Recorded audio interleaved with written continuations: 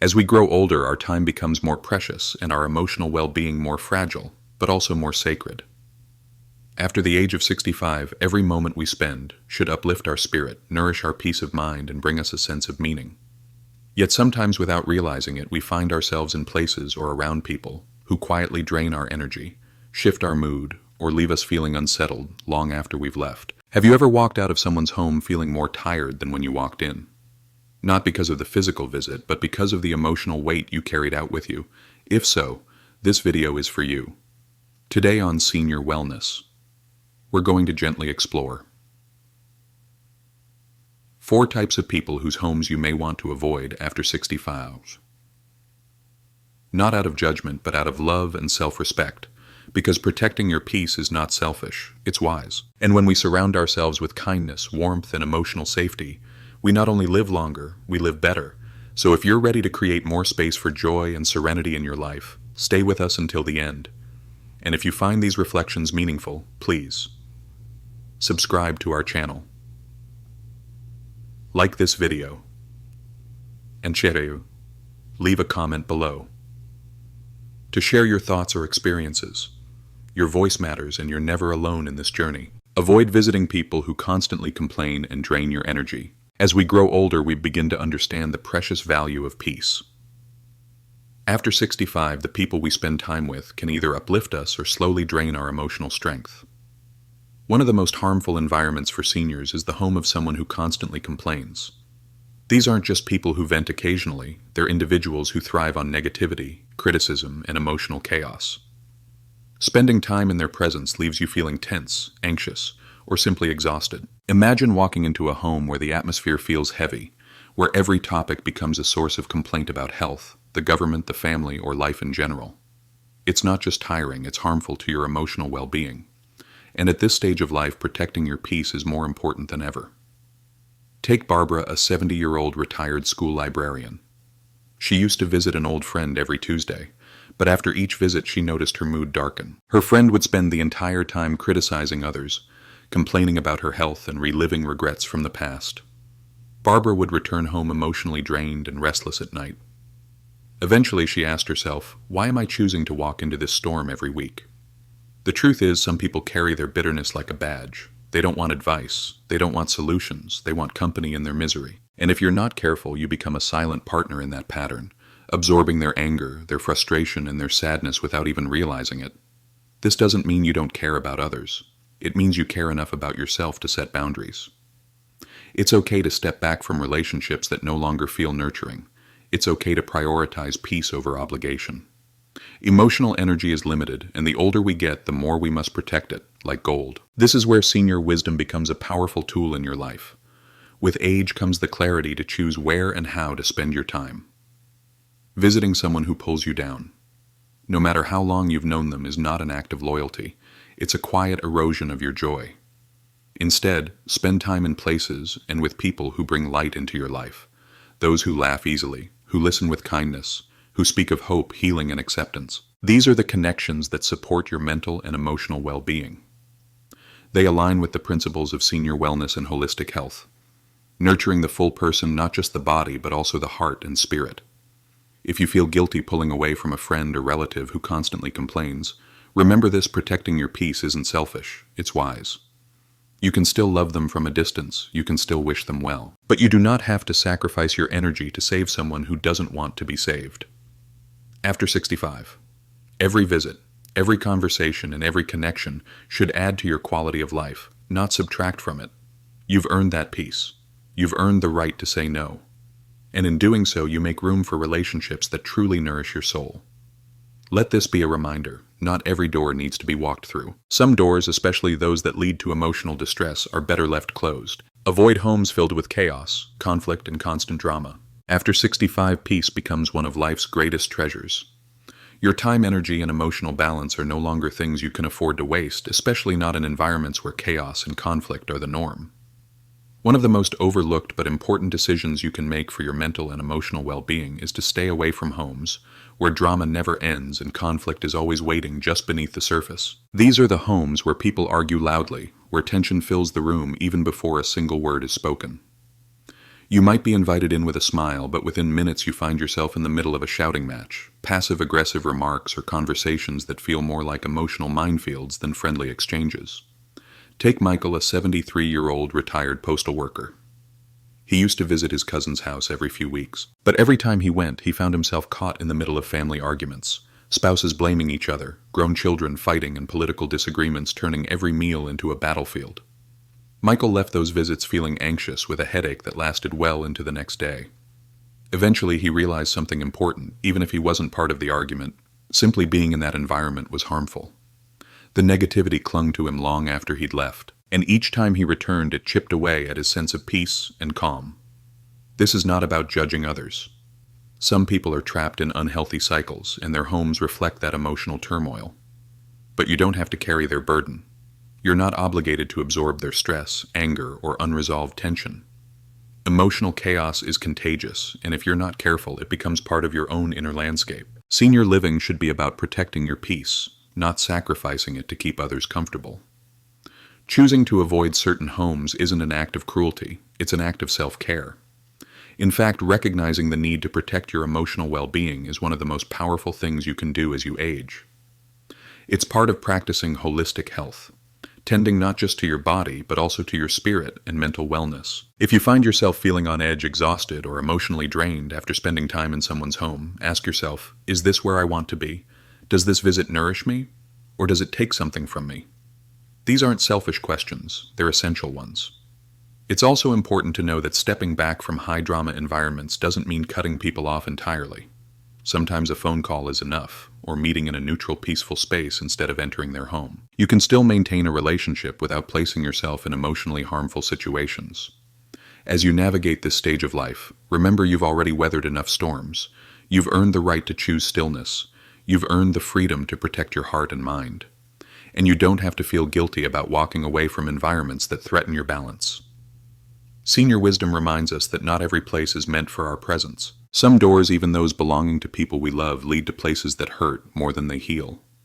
And when we choose to protect our peace, we give ourselves the gift of emotional safety. So if there's a home that always seems to bring conflict, stress, or heavy emotion, trust your instincts. You deserve better. At this point in life, peace isn't a luxury, it's a necessity. Avoid homes that drain your energy with constant complaints and negativity. As we grow older, the way we spend our time and who we spend it with matters more than ever. After 65, your energy becomes a precious resource, and one of the most harmful ways to drain that energy is by regularly visiting homes where every conversation turns into a session of complaints, pessimism, or endless negativity. We all know someone like this. Their home may seem calm on the outside, but as soon as you walk in, the tone shifts, the TV is blasting bad news. The first topic of conversation is everything that's wrong with the world, and any attempt at sharing something joyful is quickly overshadowed by gloom or criticism.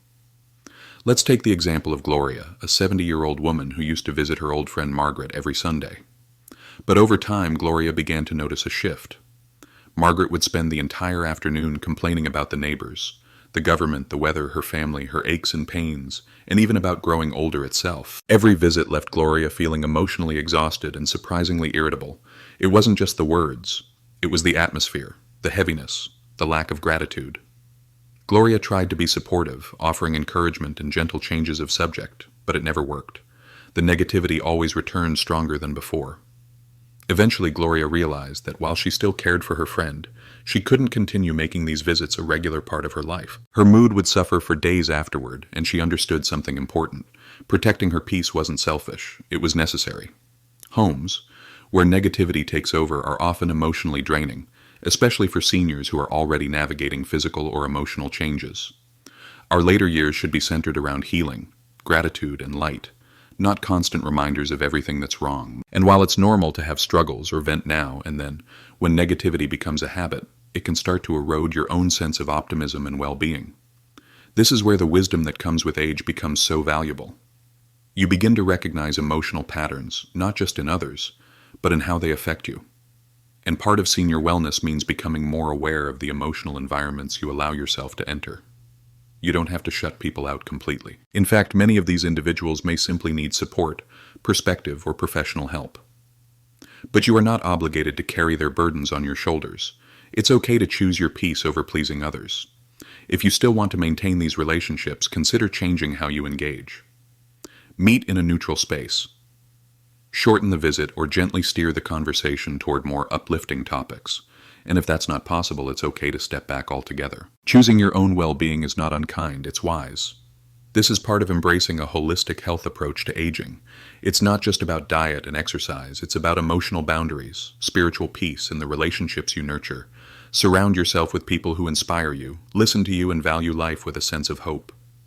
If you find yourself leaving someone's home feeling worse than when you arrived, tired, discouraged, or emotionally unsettled, pause and reflect. Your energy is sacred, your mood matters, and your peace is worth protecting.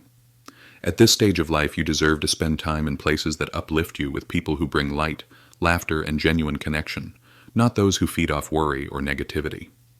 As part of your journey through senior living, remember your time is yours, and choosing where you spend it and with whom is one of the most empowering choices you can make. For the negative nostalgic. As we grow older, it's natural to reflect on the past. Our memories can be a source of warmth, comfort, and identity, but not all memories are shared with that spirit. Some people live almost entirely in the past, not to celebrate it, but to dwell on everything they believe went wrong. These are the negative nostalgics. You may have encountered someone like this. They often bring up past mistakes, missed opportunities, or lost relationships. But instead of using these stories to share wisdom or spark appreciation, they retell them with bitterness, regret, and blame. Every conversation becomes a rerun of disappointment. They focus so much on what went wrong that they forget to see what's still right in the present. Take George, for example. He's 75, and every time you meet him, he finds a way to revisit the same themes. How much better things used to be, how people today don't care like they used to, and how everything seems to be falling apart. He doesn't share these memories to uplift anyone. Instead, they leave you feeling heavy, as if hope itself was a thing of the past. Being around this kind of energy regularly can affect your spirit more than you realize. Over time, you may begin to adopt their way of seeing the world. Without noticing, your focus shifts to what's been lost rather than what can still be enjoyed.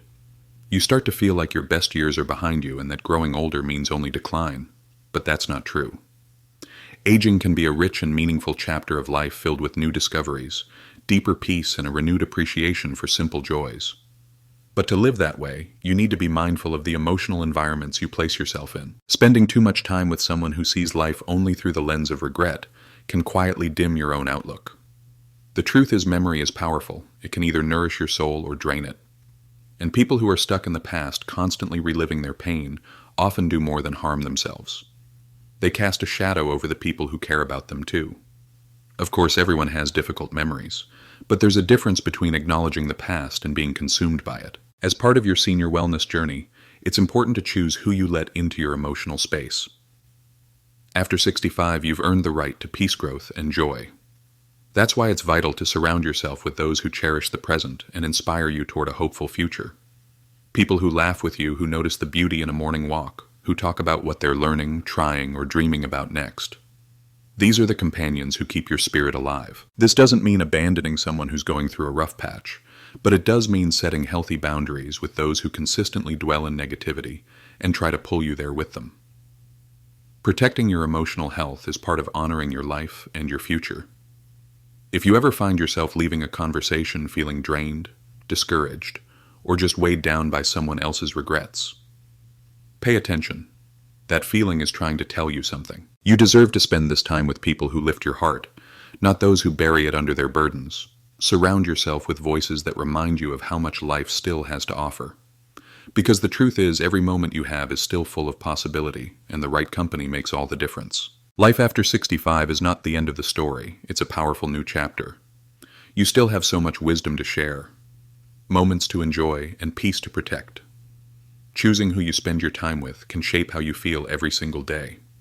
So surround yourself with those who bring light into your life, who honor the present, and who see aging as a season of growth, not loss. Remember, protecting your joy is not selfish, it's essential. If today's message spoke to your heart, we'd love to hear from you. Please leave a comment below and share your thoughts or experiences. And if you found this video helpful, don't forget to subscribe to Senior Wellness, and share it with someone who might need a little encouragement today. You deserve a life filled with clarity, connection, and calm. And we're here to walk that journey with you, one uplifting video at a time.